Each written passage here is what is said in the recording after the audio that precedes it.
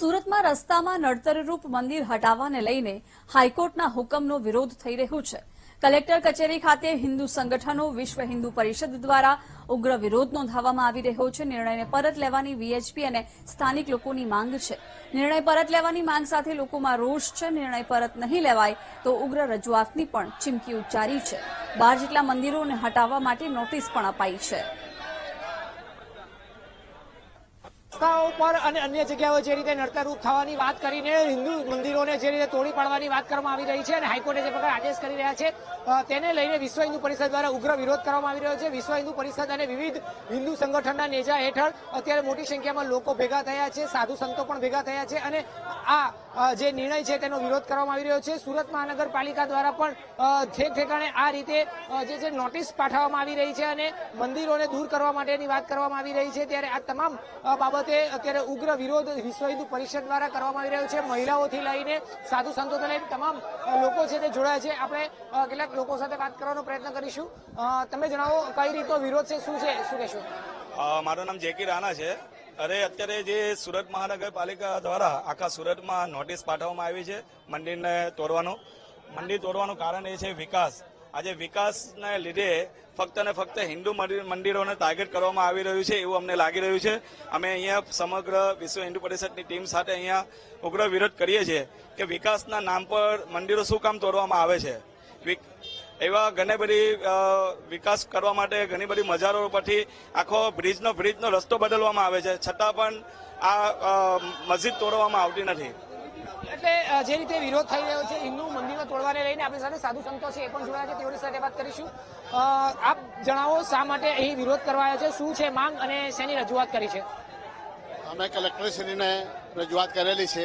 માનનીય મુખ્યમંત્રી તક અહીંયા સુરત મહાનગરપાલિકા દ્વારા જે હિન્દુ મંદિરોને ટાર્ગેટ બનાવીને ડેમોલેશન માટે નોટિસ પઠાવવામાં આવેલી છે, એ નોટિસ પરત પાછું ખેંચે और ये कार्रवाई रोकवाए एना માટે અમે મુખ્યમંત્રીશ્રીને વિજ્ઞાપન આપેલું છે।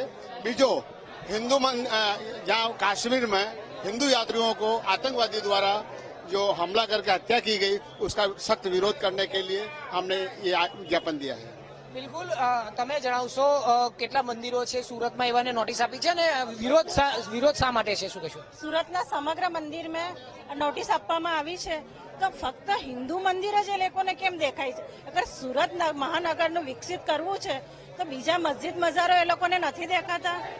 તો અમે એ જ વિચાર કરીએ, કલેક્ટર કચેરીમાં અમે વિશ્વ હિન્દુ પરિષદ, બજરંગ દળ અને સાધુ સંત સમગ્ર હિન્દુ સમાજ સાથે અહીંયા કલેક્ટરે પત્ર આવેદન આપવામાં આવ્યું છે અને અમે કલેક્ટરથી અમે ગુજરાતના મુખ્યમંત્રી સાહેબ અને રાષ્ટ્રપતિ મહોમને બી અમે એક આવેદનપત્ર આપવામાં આવ્યું છે। બિલકુલ, તમે જણાવશો વિશ્વ હિન્દુ પરિષદના નેજા હેઠળ આ આખું અત્યારે કલેક્ટરને આવીને આ વિરોધ કરાઈ રહ્યો છે અને આ રજૂઆત કરાઈ રહી છે, શું છે માંગ, શું કહેશો?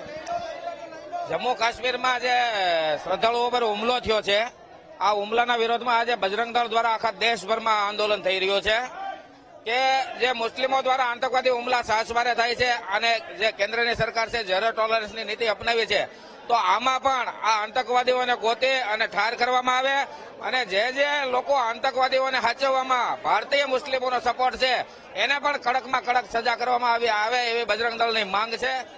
અત્યારે મંદિરો તોડવાને લઈને પણ જે વિરોધ છે એ કઈ રીતનો છે? આજે સુરતની અંદર 11 જેટલા પૌરાણિક મંદિરો નોટિસ આપવામાં આવી છે।